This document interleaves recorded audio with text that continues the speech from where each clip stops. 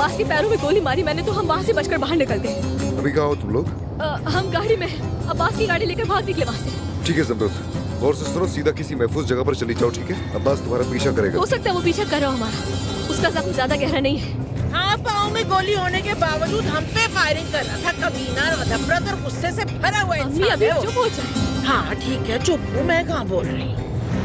गाड़ी क्यों रोक दी तुमने? अम्मी अब यहीं उतर जाए, किसी बस या टैक्सी से घर चली जाए। कैसे जाऊंगी? इतनी सुनसान और वीरान जगह है ये तो। अम्मी हम बीच शहर में, आप मुझे पागल क्यों कर रही हैं? जाए। ज़मरुद, अदनान, फोन बंद होने वाला है, चार्जिंग बिल्कुल भी नहीं है। तुम्हें इसलिए बता रही हूँ क्योंकि फोन बंद हो जाएगा तो मैं राब्ता नहीं कर पाऊंगी तुमसे। लानत हो। ठीक है, मैं अभी निकल रही हूँ।